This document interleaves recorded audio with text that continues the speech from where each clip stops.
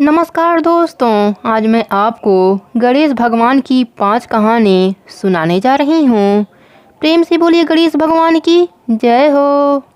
एक समय की बात है, एक गांव में एक सेठ जी रहते थे। उनके घर में सेठ जी और उनकी पत्नी रहते थे। दोनों में बहुत ही प्रेम था।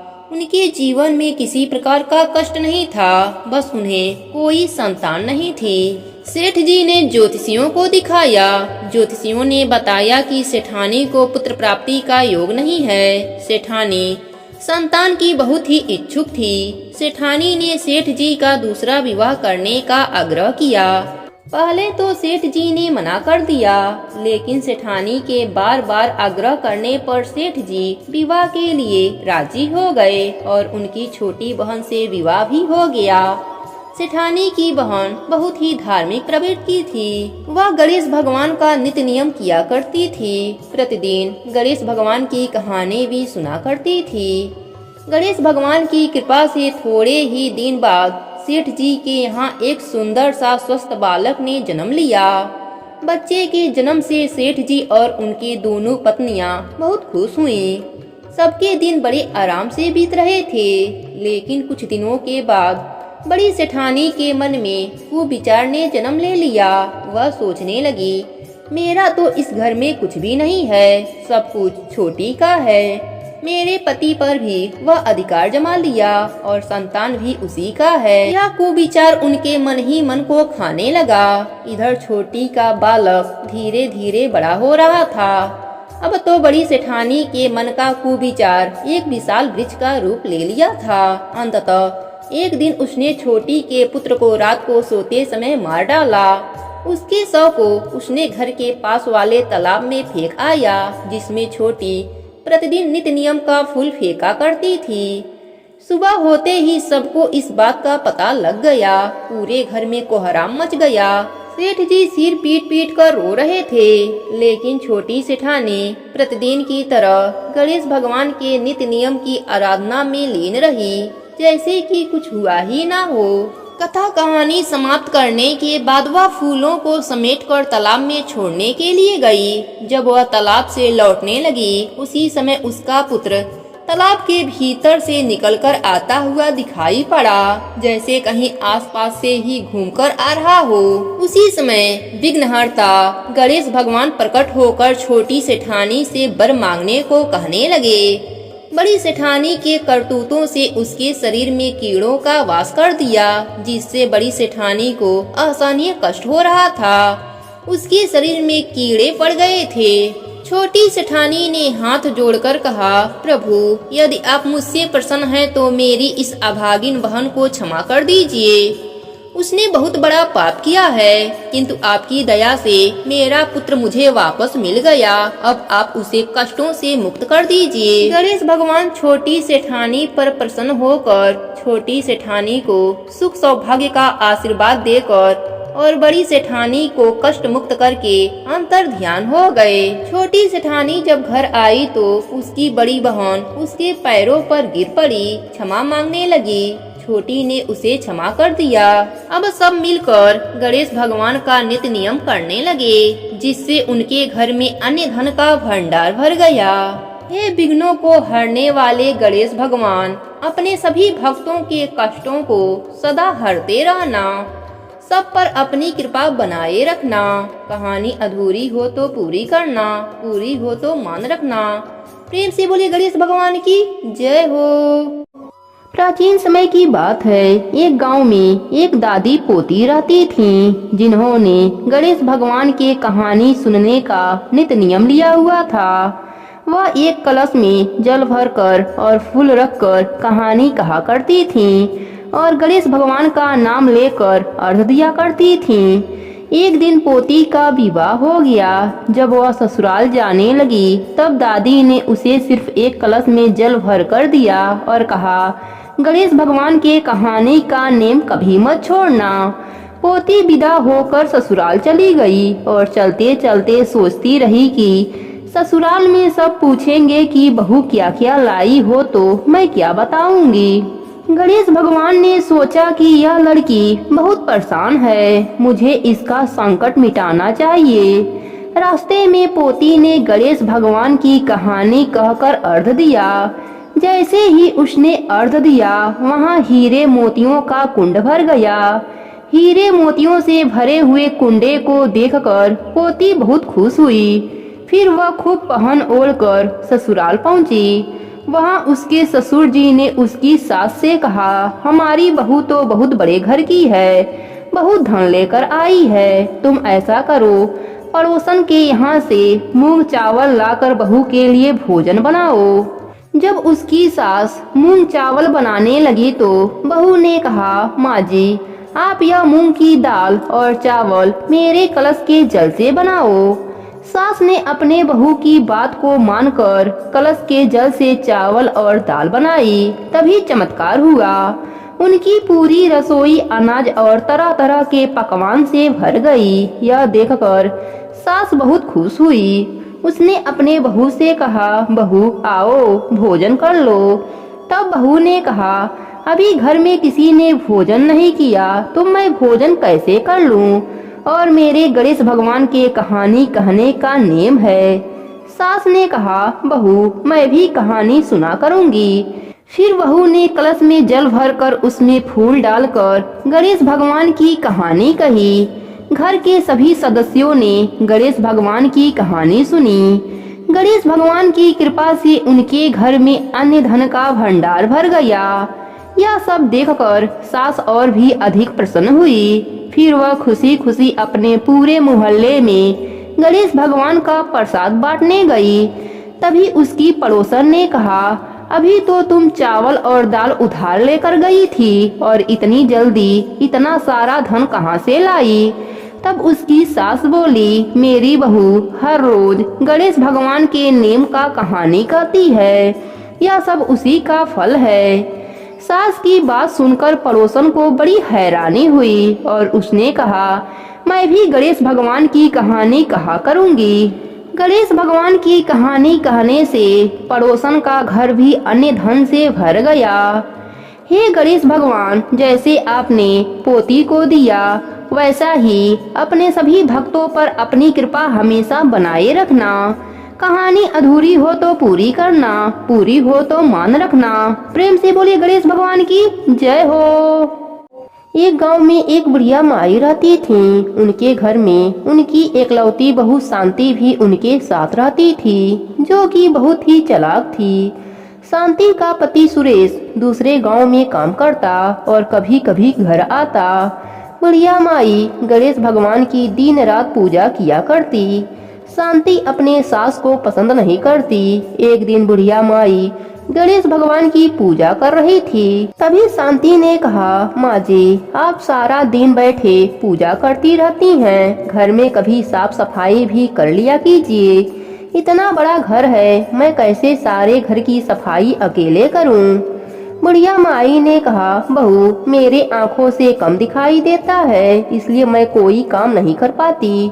उसकी बात सुनकर शांति को गुस्सा आ जाता है। वह वहाँ से चली जाती है। शांति को पता था कि उसकी सास ठीक से देख नहीं पाती, इसलिए वह अपने लिए पकवान बनाकर सास को सूखी रोटी दे देती। एक दिन बुढ़िया माई ने कहा, बहू यह रोटी खाई नहीं जाती, इसके साथ थोड़ा सा दाल भी दे दे। तब शांति ने कहा, माँ जी, 2 महीने से आपके बेटे ने एक भी पैसा नहीं भेजा, दाल कहाँ से आएगा? यह सुनकर बुढ़िया माई को बेटे की चिंता होने लगी। उसने कहा, तुमने पहले क्यों नहीं बताया? पता नहीं मेरा बेटा किस हाल में होगा, कहीं किसी परेशानी में ना हो। मैं तो कम देख पाती हूँ, तू दूसरे गांव जाकर देख। तब शांति ने बहाना बनाते हुए कहा, मैं आपको और घर को अकेला छोड़कर कैसे जा सकती हूँ? उन्हें पता लगा तो मुझे बुरा भला सुना देंगे। इसी तरह कुछ दिन और बीत गए। सुरेश हमेशा के तरह पैसे समय पर भेज देता, लेकिन शांति बुढ़िया माई से कहती, ना तो पैसे आए ना ही उनकी कोई खबर आई। बुढ़िया माई एक दिन उदास होकर बैठी थी। शांति घर पर नहीं थी। तभी उसकी एक पड़ोसन आई। उसने कहा, माँ जी, आप कुछ परेशान दिखाई दे रही हैं। बुढ़िया माई ने उसे सारी बात बताई। तब उस पड़ोसन ने कहा, माँ जी, आप रोज संकट गणेश भगवान के नाम का 108 बार जप किया करो और गुड़ का भोग गणेश भगवान को लगाया करो। अगर बिना नियम टूटे आपने यह कार्य 30 दिनों तक कर लिया तो आपका बेटा घर आ जाएगा।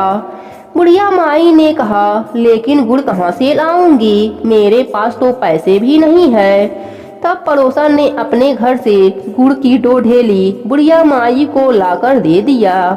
इस प्रकार बुढ़िया माई ने अगले दिन से माला का जप करना शुरू कर दिया। सुबह पूजा करने के बाद बुढ़िया माई माला लेकर बैठ जाती और संकट गणेश भगवान का जप शुरू कर देती। कुछ दिन बाद गणेश भगवान की कृपा से सुरेश का काम बढ़ गया और वह ज्यादा पैसा भेजने लगा, लेकिन शांति ने अपने सास को कुछ नहीं बताया। बुढ़िया माई हर दिन 108 का जप करती रही। कुछ दिन बाद शांति को पता चला कि उसकी सास बेटे को घर आने के लिए माला का जप कर रही है। तब उसे डर सताने लगा। शांति ने सोचा, यदि मेरी सास के जप पूरे हो गए और मेरा पति वापस आ गया तो मेरी सास उसे सारी बात बता देगी, और यदि मेरे पति को सब पता लगा तो वह मुझे घर से निकाल देगा। इसी सब से बचने के लिए उसे एक उपाय सूझा। जब बुढ़िया माई सो रही थी तो उसकी माला में से एक दाना निकाल दिया। अब माला में 107 मोती रह गए। अगले दिन बुढ़िया माई ने रोज की तरह जप किया, लेकिन उसे पता नहीं चला। इसी तरह बुढ़िया माई के 30 दिन पूरे हो गए, लेकिन उसका बेटा घर नहीं आया। अगले दिन उसने गणेश भगवान जी की पूजा की और उनसे कहा, हे भगवान, मुझसे क्या भूल हो गई जो आप प्रसन्न नहीं हो रहे हैं। मेरे बेटे को घर भेज दीजिए, कुछ नहीं चाहिए मुझे। रात को जब बुढ़िया माई सोई तब सपने में गणेश भगवान ने दर्शन दिया और कहा, माई, तेरी बहू ने तेरे माला में से एक मोती कम कर दिया था। जिस माला से तुम जप करती थी वह अधूरी थी, लेकिन तुम्हारी भक्ति और सच्चे प्रेम से मैं प्रसन्न हूँ। अगले पूर्णिमा के दिन तुम्हारा बेटा घर आ जाएगा, किंतु तुम्हारी बहू ने मेरी पूजा में विघ्न डाला है, इस कारण वह अपने पति को नहीं देख पाएगी। यह कहकर गणेश भगवान अंतर ध्यान हो गए। बुढ़िया माई ने अगले दिन शांति को सपने की बात बताई। तब वह रोने लगी। उसने बुढ़िया माई से माफी मांगी। जैसे जैसे पूर्णिमा का दिन पास आ रहा था, शांति की आंखों की रोशनी कम होती जा रही थी। पूर्णिमा से एक दिन पहले रात में वह बिल्कुल अंधी सी हो गई। अगले दिन जैसे ही सुबह हुई, सुरेश घर आ गया। बुढ़िया माई उसे देखकर रोने लगी। रमेश ने जब अंधी शांति को देखा तब उसने शांति से पूछा। शांति ने कहा, यह मेरे कर्मों का फल है, गणेश भगवान मुझसे रुष्ट हो गए हैं। यह कहकर उसने सारी बात सुरेश को बता दिया। सुरेश को बहुत गुस्सा आया। उसने कहा, तेरे साथ ठीक ही हुआ है। मेरे माँ को कम दिखाई देती थी, इसलिए तुमने इसके साथ धोखा किया। अब इस घर से निकल जा। तब बुढ़िया माई ने कहा, बेटा, इसे तो गणेश भगवान ने दंड दे दिया है। मैं जानती हूँ यदि आंखों से ना दिखे तो इंसान कितना लाचार हो जाता है। तू इसे यहीं रहने दे। शांति ने रोते हुए दोनों से माफी मांगी। तब बुढ़िया माई ने कहा, अब तुम गणेश जी के मंत्र का 30 दिनों तक पाठ करो। यदि गणेश भगवान प्रसन्न हो गए तो तुम्हें ठीक कर देंगे। शांति रोज पूजा करके 108 मंत्रों का जप करती रही। 30 दिन बाद उसकी आंखों की रोशनी वापस आ गई। इस प्रकार गणेश भगवान 30 दिनों के पूजा से प्रसन्न होकर मन इच्छित फल देते हैं। हे गणेश भगवान, अपने सभी भक्तों पर अपनी कृपा बनाए रखना। कहानी अधूरी हो तो पूरी करना, पूरी हो तो मान रखना। प्रेम से बोले गणेश भगवान की जय हो। एक समय की बात है, एक नगर में श्यामलाल नाम का आदमी अपने पत्नी सुनैना के साथ रहता था। वह दोनों गणेश भगवान के परम भक्त थे। वह नियम से गणेश भगवान की पूजा किया करते थे। वह गणेश भगवान को अपना इष्ट देवता मानते थे। गणेश भगवान की कृपा से उनके घर में अन्य धन का भंडार था। उनके एक बेटा और एक बेटी थी। अपने माता पिता के तरह ही वह दोनों भी गणेश भगवान का नित्य नियम से पूजा पाठ किया करते थे। जब बेटी शादी के योग्य हुई तो श्यामलाल अपने बेटी की शादी खोजने लगा। श्यामलाल जिस घर भी जाते वह पता लगाते कि उस घर में पूजा पाठ होता है कि नहीं। इस तरह से उन्हें एक मध्यवर्गीय परिवार मिला। उस परिवार में सभी लोग धार्मिक प्रवृत्ति के थे। इस प्रकार श्यामलाल अपने बेटी का विवाह कर दिया। बेटी जब ससुराल गई तो ससुराल में वह गणेश भगवान का नित्य नियम करने लगी। देखते ही देखते उनके घर में अन्य धन का भंडार भर गया। अब वह सेठ सेठानी कहलाने लगे। यह बात उनके पड़ोसन को अच्छी नहीं लगी। वह राजा के पास गई और राजा से बोली, हमारे पड़ोस में एक बहू आई है, वह साक्षात लक्ष्मी है। उसके आने के बाद वह लोग दिन दूना रात चौगुना तरक्की कर रहे हैं। ऐसी भाग्यशाली लक्ष्मीवान बहू तो राजमहल में होना चाहिए। अगर वह आपके पास रहे तो आपका राजकोष कभी भी खाली नहीं होगा। पड़ोसन की बात सुनकर राजा उसके बातों में आ गया।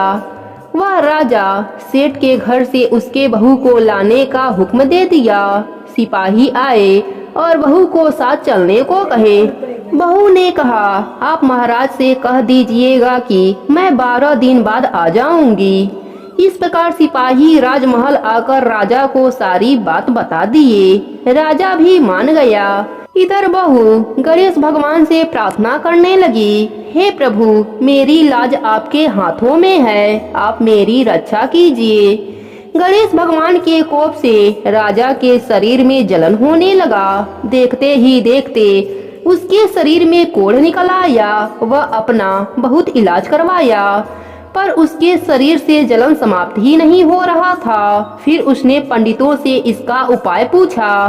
तब पंडितों ने बताया कि आपने सत्य की बहू पर बुरी नजर डाली है, इसी कारण आपको गणेश भगवान सजा दे रहे हैं। फिर राजा पछताता हुआ सेठ के घर गया और बहू से क्षमा मांगने लगा। बहू बोली, क्षमा हमसे नहीं, गणेश भगवान से मांगिए। फिर राजा गणेश भगवान से क्षमा मांगने लगा। गणेश भगवान की कृपा से राजा का शरीर पहले जैसा हो गया। राजा ने सेठ को बहुत सा धन दिया और पड़ोसन को सजा दी। हे गणेश भगवान, जैसे आपने बहू पर कृपा की, बहू की लाज बचाई, वैसे ही अपने सभी भक्तों पर अपनी कृपा बनाए रखना। कहानी अधूरी हो तो पूरी करना, पूरी हो तो मान रखना। प्रेम से बोलिए गणेश भगवान की जय हो। एक समय की बात है, एक गांव में एक भाई बहन रहते थे। भाई बहुत ही गरीब था पर उसकी बहन पैसे वाली थी। जब बहन के ननद का विवाह था तब बहन ने न अपने भाई को विवाह में आने का निमंत्रण दिया और न ही कोई चिट्ठी भेजी। भाई को बाहर वाले से पता चला कि उसके बहन की ननद का विवाह है। भाई ने गांव वालों को बताया। तब गांव वालों ने अपने घर से चुनरी, बिछिया और साड़ी जैसा जिनसे बन पड़ा कन्या के लिए दिया। भाई सारा सामान लेकर बहन के गांव पहुंचा। बहन के घर जाने पर बहन की देवरानी बोली, भाभी जी, आपके भाई आए हैं। बहन ने पूछा, कैसे आए हैं और क्या पहना है? देवरानी ने कहा, पैदल आए हैं, फटी पगड़ी फटी धोती पहने हैं। बहन बोली, मेरे ससुर हवेली के सामने दुकान में बैठे हैं, मुझे शर्म आती है। भाई को बोलो पीछे के दरवाजे से आए। भाई के आते ही बहन ने भाई को एक कमरे में बंद कर बाहर से ताला लगा दिया। एक तरफ लड़की का विवाह हो रहा था, गाजे बाजे बज रहे थे, अतिथियों को भोजन कराया जा रहा था और दूसरी तरफ भाई को कोई पानी तक पूछने वाला नहीं था। भांजे की बहू को दया आई और उसने दरवाजा खोल दिया। दरवाजा खुलते ही भाई वहां से भागा। 2 दिनों से भूख प्यास के कारण उसे चक्कर आने लगे। रास्ते में गणेश जी का मंदिर था, वहां जाकर गिर गया। रोते रोते गणेश भगवान को अपनी व्यथा सुनाई और बोला, आज मेरी गरीबी के कारण से मेरी सगी बहन ने मुझे धिक्कार दिया। घर जाने पर मेरी पत्नी जब पूछेगी कि विवाह से क्या मिठाई लेकर आए हैं तो मैं क्या जवाब दूंगा? गणेश भगवान को उस पर दया आ गई और वह बोले, मेरे बगीचे से ककड़ी और तरबूज तोड़कर ले जा। भाई ने ककड़ी तोड़कर झोला भर लिया और अपने घर गया। घर जाते ही बच्चों ने पूछा, पिताजी बुआ के यहाँ से हम लोगों के लिए क्या लाए हैं? झोला खोलते ही छोटे तरबूज सोने के गेंद में बदल गए। बाकी तरबूजे काटे तो उनमें से हीरे मोती निकले। पत्नी बोली, आप बहन के घर से इतना कुछ क्यों लाए? आपकी बहन ने हम लोगों को बहुत ज्यादा दे दिया है। भाई ने कुछ जवाब नहीं दिया। गणेश भगवान की कृपा से उनके दिन बदल गए। भाई का काम धंधा जोरों से चलने लगा। धीरे धीरे गहने बने, रहने के लिए मकान बन गया। पत्नी बोली, ननद जी को बुलाकर लाओ। भाई नए कपड़े नए जूते पहनकर रथ में बैठकर बहन को लेने गया। देवरानी बोली, भाभी जी आपके भाई आए हैं। बहन ने पूछा, कैसे आए हैं और क्या पहना है? देवरानी बोली, रथ में बैठकर खूब ठाट बाट से आए हैं। बहन बोली, मेरे भाई को बोलो कि हवेली के सामने से आए, मेरे ससुर देवर जेठ देखेंगे। भाई का बहन ने खूब स्वागत किया। भाई बोला, मैं तुम्हें लेने आया हूँ। बहन बोली, मुझे भी बहुत दिन हो गए हैं, चलो मैं चलती हूँ। भाई बहन को लेकर अपने घर आया। भाई और उसकी पत्नी ने बहन का खूब आदर सत्कार किया। बहन ने जो चीजें मांगी सब बनवा कर दिया। बहन बोली, भाई मुझे जूती चाहिए। भाई ने मोची को बुलाया और कहा, मेरी बहन के लिए ऐसी जूती बनाओ जो मुँह से बोले। भाई ने बहन को बहुत सारा धन देकर विदा किया, पर अभी तक वह जूती नहीं आई थी। बहन रवाना होने लगी, तब मोची जूतियाँ लेकर आया। बहन के जूती पहनते ही जूतियाँ बोली, निर्धन भाई की पैसे वाली बहन, गणेश जी का बगीचा नहीं होता तो आज क्या करती बहन? तब भाई की पत्नी ने पूछा, यह क्या आवाज आ रही है? भाई ने कहा, सुबह का समय है, कोई जीव जंतु बोल रहा होगा। भाई ने घोड़े गाड़ी को जल्दी जाने को कहा। बहन के जाते ही पत्नी जिद करके बैठ गई कि जूतियाँ क्या बोल रही थी। पति ने अपनी पूरी आप बीती सुनाई कि कैसे बहन ने मुझे 2 दिन भूखा रखा, कमरे में बंद कर दिया। भांजे की बहू ने दरवाजा खोला, तब मैं बाहर आया और गणेश जी के शरण में जा पहुंचा। गणेश जी की कृपा से हमारे दिन बदले हैं। उसने अपनी पत्नी को सारी बात बताई। तब पत्नी बोली, अगर मुझे पहले मालूम होता तो मैं आपके बहन को कुछ ना देती। मेरा दिया हुआ सब कुछ वापस लेकर आओ। तब पति बोला, सुहासिनी के आशीष से ही हमें गणेश भगवान ने सब कुछ दिया है। अगर वह मुझे भूखा प्यासा कमरे में बंद नहीं करती तो मैं गणेश भगवान के मंदिर में क्यों जाता? क्या मैं गणेश भगवान को अपना दुखड़ा सुनाता? तुम अपना मन मैला मत करो, अपने पर तो गणेश भगवान की कृपा है और किस चीज की कमी है। फिर दोनों गणेश भगवान के आगे झुककर प्रणाम किया और जयकारा लगाया।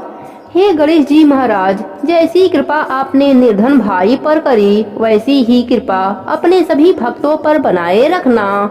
सभी के व्रत को पूर्ण करना। प्रेम से बोलिए गणेश भगवान की जय हो।